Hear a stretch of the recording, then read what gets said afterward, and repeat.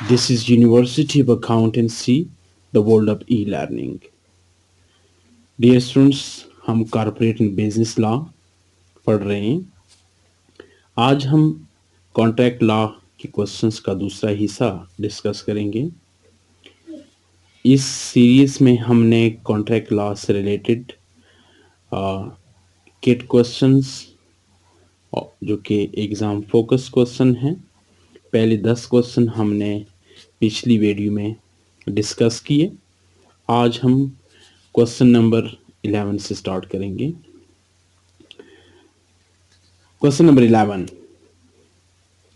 Which of the following is an example of valid offer?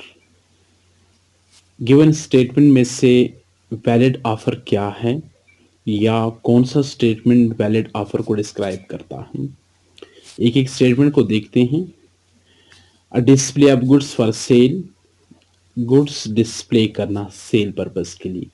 Student जिस तरह से showcase करना या डिस्प्ले करना, ये इनविटेशन टू ट्रीट है, यानी ये एक ऑफर नहीं है, बल्कि ये खुद पेश करने वाले की तरफ से एक इनविटेशन है कि कोई आकर हमें ऑफर दे खरीदने की।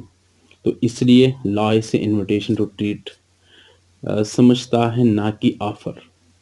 Statement B, in internet shop that एडवर्टाइजेस product for sale.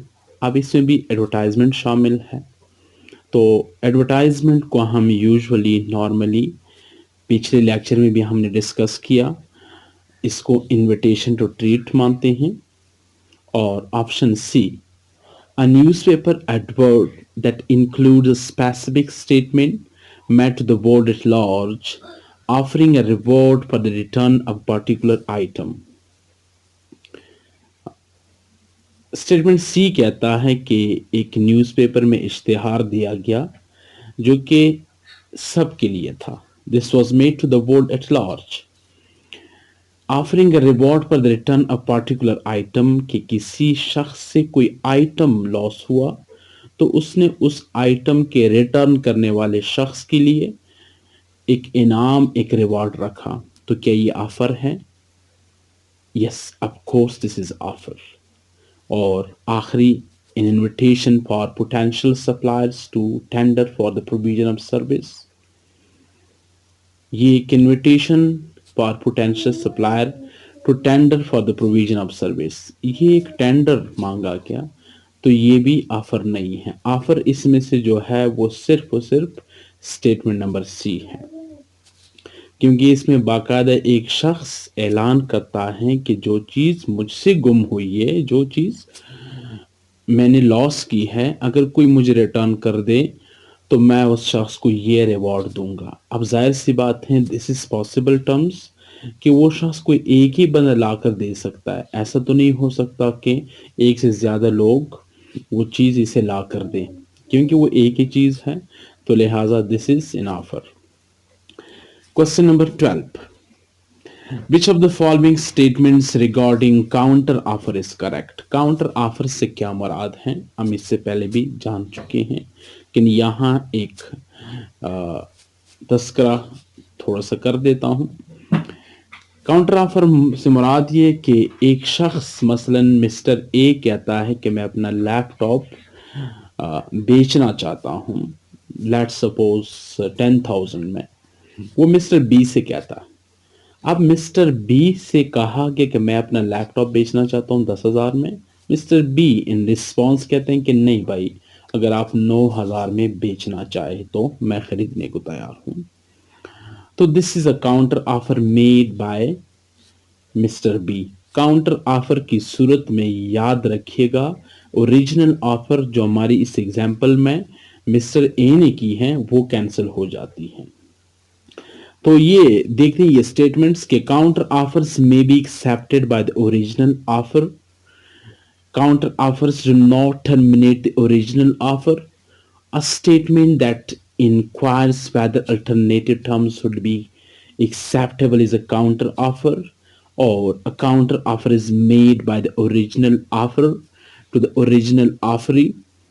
क्या एक काउंटर ऑफर की तरफ से ऑफरी को की जाती? नो। मैं स्टेटमेंट 4 से पढ़ रहा हूँ।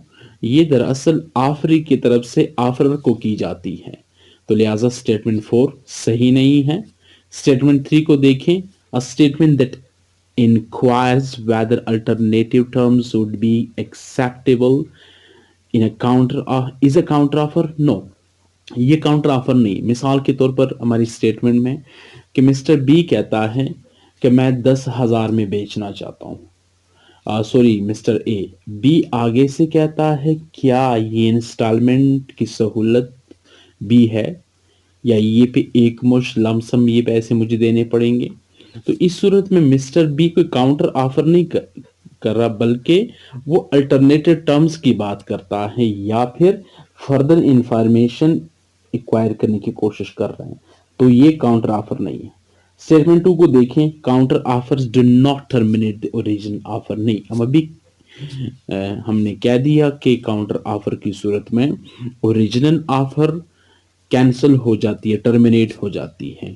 ہاں، آفر دینے والے یعنی آفر کی طرف سے یہ اختیار بہرحال محفوظ ہے کہ وہ چاہے تو وہ اوریجنل آفر کو برقرار رکھ سکتا ہے، یعنی جیسے مسٹر اے نے کہا کہ میں 10,000 میں بیچنا چاہتا ہوں، مسٹر بی آگے سے کہ بھائی میں 9,000 میں خریدنا چاہتا ہوں، تو اب اے کو اختیار ہے کہ 9,000 میں بیچے یا ریجیکٹ کر دے کہ نہیں میں نے نہیں بیچنا 9,000 میں۔ اب آگے سے مسٹر بی کہتے ہیں کہ چلیں دے دے بھائی 10,000 میں دے دیں۔ اب چونکہ 10,000 والی آفر بی نے کاؤنٹر آفر کر کے کینسل کر دی، تو لیگلی قانوناً mister A is not bound to sell his laptop to mister B at 10,000 but however the right is reserved by Mr. A. یا Mr. A can sell his laptop to Mr. B. Mr. B کو پھر بھی وہ لیپ top cell کر سکتا ہے۔ وجہ یہ ہے کہ وہ کاؤنٹر آفر کو ایکسیپٹ کر سکتا ہے۔ بہرحال تو ہمارے پاس اس اسٹیٹمنٹ میں اسٹیٹمنٹ 1 جو ہے وہ صحیح ہے۔ نیکسٹ کوسچن کی طرف چلتے ہیں، کوسچن نمبر 13۔ اچھا اسٹوڈنٹس یاد رکھیے گا، یہ کوسچن نمبر 11 سے لے کر کوسچن نمبر 12 تک ہم جائیں گے۔ اس میں تقریباً ساری باتیں آفر، ایکسیپٹنس، کاؤنٹر آفر سے متعلق ہیں۔ کنسیڈریشن کے بھی کچھ کوسچن ہوں گے۔ In which of the following situation will an offer be terminated؟ کس صورت میں ایک آفر ٹرمینیٹ ہوگی؟ When a letter of revocation is posted، یہ ہم نے پچھلی ویڈیو میں بھی دیکھا کہ ریووک کرنے کا مطلب یہ ہوتا ہے کہ آفر واپس لینا۔ تو جی اگر ایک ریووکیشن ہو جاتی ہے تو اس سے آفر ٹرمینیٹ ہو جاتی ہے، لیکن صرف ایک لیٹر آف ریووکیشن پوسٹ کرنے سے جب تک وہ ریووکیشن کمیونیکیٹ نہیں ہوتی، یعنی جس شخص سے آپ آفر واپس لے رہے ہیں اس کو جب تک یہ اطلاع نہیں مل جاتی تب تک یہ ایفیکٹو نہیں ہے، تو پہلا اسٹیٹمنٹ درست نہیں۔ دوسرا، when a third party who is sufficiently reliable verbally notifies the offeree of the offer's revocation۔ جی اگر تھرڈ پارٹی کے تھرو یہ اطلاع آفری کو مل جاتی ہے کہ آفرر اپنی آفر واپس لینا چاہتا ہے یا اس نے اپنی آفر واپس لے لی، تو قانون اسے ضرور ریکارڈ کرتا ہے، کیونکہ یہ سفیشینٹ ریلائبل ہونا البتہ ضروری ہے کہ ایک ریلائبل سورس سے جو تھرڈ پارٹی ہے اس کے ذریعے سے آفری کو یہ اطلاع مل جاتی ہے، یہ خبر مل جاتی ہے کہ اس نے اپنی آفر ریووک کر دی ہے، تو یوں آفر ٹرمینیٹ ہو جاتی ہے۔ ٹھیک ہوئی بات؟ یہ اس کوسچن میں اسٹیٹمنٹ بی درست ہے۔ ذرا سی اور ڈی کو بھی دیکھ لیتے ہیں۔ When an offeree inquires whether the offer will accept payment by credit card rather than cash، یہ ہم ابھی دیکھ چکے ہیں، یہ دراصل الٹرنیٹیو ٹرمز کی بات ہے یا ایکسٹرا یا ایڈیشن انفارمیشن ایکوائر کرنے والی بات ہے، تو اس سے آفر کینسل یا ٹرمینیٹ نہیں ہوتی۔ When offer dies، جی جب آفر دینے والا شخص فوت ہو جائے، اس کی death who, the offeree is unaware of the death in the contract is not of personal nature۔ جی یہاں اس کو میں تھوڑا سا ڈسکس کروں گا کہ آفر دینے والا شخص فوت ہو چکا ہے آفر دینے کے بعد، اب آفری جو ہے اس کی موت سے بے خبر ہیں، انہویر ہے کہ وہ اس کی موت واقع ہو چکی ہے، تو کیا یہ ایکسیپٹنس کر سکتا ہے؟ یہ سب کورس کر سکتا ہے، اسی اختیار ہے۔ اس صورت میں تو ایک اور ایشو بھی ہے کہ وہ جو کانٹریکٹ ہے وہ پرسنل نیچر کا نہیں ہے۔ پرسنل نیچر سے مراد یہ ہے جیسے ایک شخص کہتا ہے مسٹر اے کہ میں مسٹر بی کو پڑھاؤں گا، let suppose I am offering کہ میں کارپوریٹ لا آپ کو اس پرائس پہ اتنے عرصے کے لیے پڑھاؤں گا۔ اب خدا نخواستہ آفر دینے والی کی موت واقع ہوتی ہے تو اب یہ آفر ایکسیپٹ نہیں کی جا سکتی، کیونکہ یہ کانٹریکٹ جو ہے پرسنل سروس یا پرسنل نیچر کا ہے۔ بہرحال اسٹوڈنٹس، چونکہ اس اسٹیٹمنٹ میں یہ کہا گیا کہ وہ پرسنل نیچر کا نہیں ہے یا اس میں پرسنل سروس ضروری نہیں ہے، تو ایسے کانٹریکٹ میں آفر کے موت کی صورت میں آفر ٹرمینیٹ نہیں ہوتی۔ ہم نے جو کہا تھا کہ صرف اور صرف اس گیون سچویشن، گیون سیناریو میں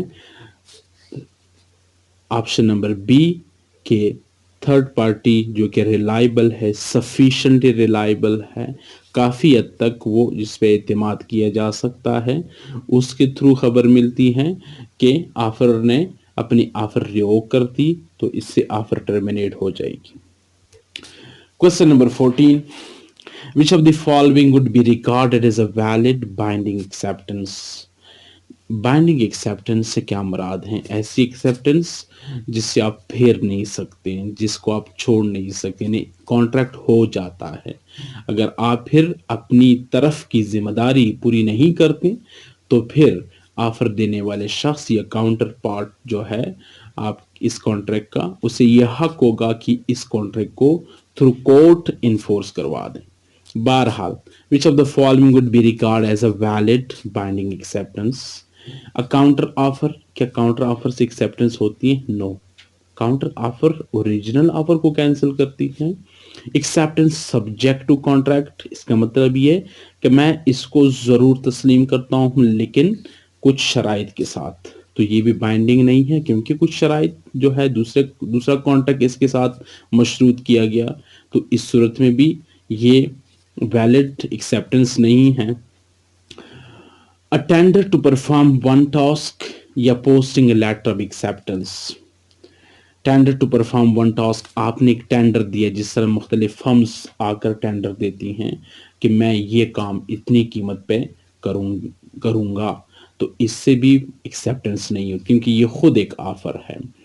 آپشن بی درست ہے کیونکہ posting a letter of acceptance, acceptance کے بارے میں ہم نے پڑھا تھا کہ جس کو آفر ہو جائے وہ اگر تھرو پوسٹ یا تھرو لیٹر ایکسیپٹ کرنا چاہے، یا اسے جیسا کہا گیا ہو کہ آپ تھرو لیٹر یا تھرو پوسٹل سروس ایکسیپٹنس کر سکتے ہیں، کہ تو جو ہی پراپر طریقے سے لیٹر پوسٹ کرتا ہے، بے شک یہ ابھی تک نہ بھی پہنچا ہو، تو اس سے ایکسیپٹنس ہو جاتی ہے۔ کوسچن نمبر 15 کی طرف چلتے ہیں۔ Which two of the following statements regarding acceptance of an offer are correct؟ Acceptance کے حوالے سے کون سے دو جملے، کون سے دو اسٹیٹمنٹ درست ہیں؟ Acceptance does not need to be communicated in a unilateral contract۔ Unilateral ایک طرفہ کانٹریکٹ میں ایکسیپٹنس کی ضرورت نہیں، ایکسیپٹنس کمیونیکیٹ کرنا ضروری نہیں ہوتا۔ جی next, if two identical offers between two parties cross in the post, then one will be regarded as acceptance of the other۔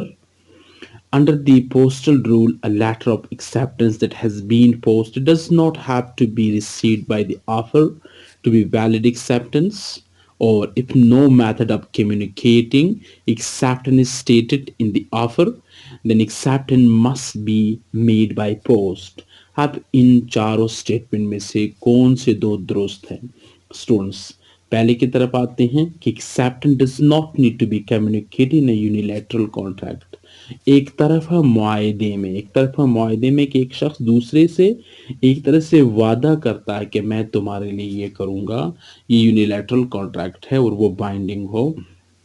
اس پہ آپ ریلیونٹ لیکچر دیکھیں. تو اس میں ایکسیپٹنس کمیونیکیٹ کرنا ضروری نہیں ہوتا، پہلا جملہ یہ درست ہے. اور دوسرا، if two identical offers between two parties cross in the post, the one will be regarded as acceptance of the other. مثال کے طور پر دو پارٹیز کے درمیان آفر کا تبادلہ ہوتا ہے. مسٹر اے نے لکھا مسٹر بی کو، اب ایک دوسرے سے بے خبر ہے کہ میں تمہارے پاس جو ہارس ہے، تمہارا گھوڑا میں خریدنا چاہتا ہوں 5,000. مسٹر بی نے چونکہ اس سے پہلے پتا تھا کہ یہ خریدنے والا ہے، تو اس کی اس آفر سے بے خبر ہو کر اس نے ایک خط لکھا کہ میں 4,000 میں بیچنا چاہتا ہوں. تو اس صورت میں کسی بھی طرف سے ایکسیپٹنس نہیں ہوتی بلکہ دونوں طرف سے آفر ہوتی ہے، لہٰذا اسٹیٹمنٹ 2 درست نہیں ہے. اور انڈر دا پوسٹل رول کے تحت a letter of acceptance that has been posted properly does not have to be received by the offer to be valid acceptance. جی ابھی ہم نے پڑھا تھا کہ پوسٹل رول کے تحت اگر لیٹر آف ایکسیپٹنس کو پوسٹ کیا گیا ہو پراپر طریقے سے ڈیفائنڈ چینل کے تھرو، تو یہ ضروری نہیں ہے کہ وہ آفرر کو وہ ریسیو بھی ہو، بلکہ جو ہی وہ لیٹر پوسٹ کرتا ہے تو اس سے ایکسیپٹنس ہو جاتی ہیں. تو اسٹوڈنٹس ہمارے اس سیناریو میں اسٹیٹمنٹ اے اور اسٹیٹمنٹ سی جو ہے، جو کہ 1 in 3 بن رہا ہے، یہ درست ہے. کوسچن 16 کی طرف چلتے ہیں. اس کے بعد which of the following is executed consideration. جی ہم نے ایگزیکیوٹیڈ کنسیڈریشن کیا ہے، ذرا یہ دیکھنا ہے کنسیڈریشن خود کیا ہے. یہ تو ایک الگ سے ٹاپک ہے، اس میں انشاءاللہ الگ سے ویڈیو ابھی اس میں ممکن نہیں اس ویڈیو کے اندر. ایگزیکیوٹیڈ اور ایگزیکیوٹری کنسیڈریشن. ایگزیکیوٹیڈ کنسیڈریشن سے مراد یہ کہ ایٹ دا سیم ٹائم دو طرفہ طور پر چیزوں کا تبادلہ ہو، ایکسچینج ہو، تو اس کو ایگزیکیوٹیڈ کہتے ہیں. دوسرے لفظوں میں یہ پریزنٹ کنسیڈریشن ہوتی ہیں. اور ایگزیکیوٹری کنسیڈریشن سے مراد ہیں جو کہ بعد میں ہو، یعنی اس وقت چیزوں کا تبادلہ نہ ہو بلکہ کسی فیوچر سرٹن ڈیفائنڈ ڈیٹ پہ چیزوں کا تبادلہ ہو. اب تینوں اسٹیٹمنٹ کو دیکھتے ہیں کہ اس میں سے کون سا اسٹیٹمنٹ ایگزیکیوٹیڈ کنسیڈریشن ہے. Providing goods in return for payment at the same time, کہ گڈس اس ایک ہاتھ سے گڈس لینا اور دوسرے ہاتھ سے پیسے دینا، جی یہ ہے ایگزیکیوٹیڈ کنسیڈریشن. اور a promise for payment in return for the provision of goods at a later date. تو اسٹوڈنٹس یہ ایگزیکیوٹری کنسیڈریشن یا فیوچر کنسیڈریشن، اور a promise to pay for work already carried out، یا پھر ایک شخص نے پہلے سے کچھ کام کیا تھا اور اس کے بدلے میں اگر آج آپ پرومس کر دیں جی آپ نے پچھلے عرصے میں یعنی ماضی میں پاسٹ میں کوئی کام کیا تو میں اس کے بدلے میں آج تمہیں کچھ دینے کے لیے تیار ہوں یا وعدہ کرتا ہوں، یہ پاسٹ کنسیڈریشن ہے. اور اسٹوڈنٹس ہم جانتے ہیں کہ پاسٹ کنسیڈریشن نہیں ہونی چاہیے، نہیں ہوتی. پاسٹ کنسیڈریشن کی صورت میں کانٹریکٹ نہیں ہوتا، صرف ایگزیکیوٹیڈ اور ایگزیکیوٹری. تو اسٹیٹمنٹ نمبر 1 صحیح ہے. کوسچن 17 کی طرف چلتے ہیں. Which of the following describes how courts deal with adequacy of consideration. Consideration کے adequacy کی صورت میں کے حوالے سے کورٹ کس طرح سے ڈیل کرتی ہیں. So courts will seek to ensure that consideration from each party is of equal value. نہیں، کورٹ کی یہ کوشش نہیں ہوتی کہ دو طرفہ طور پر جن چیزوں کا تبادلہ کیا جا رہا ہے یعنی کنسیڈریشن جو ہے وہ ایکول ہو. ہرگز ایسا نہیں ہو سکتا، کیونکہ اگر ایسا ہے تو پھر کانٹریکٹ کی ضرورت ہی نہیں ہے. Courts will seek to ensure no party makes excess profit. کہ کورٹ کی یہ کوشش ہوگی کہ کوئی بھی پارٹی زیادہ سے زیادہ پروفٹ یا ایکسس پروفٹ ارن نہ کریں. اسٹوڈنٹ یہ بھی تو بزنس کے خلاف ہے، بزنس اسی لیے تو کیا جاتا ہے، تو یہ بھی درست نہیں. court will not interfere in a contract to rectify a bad bargain.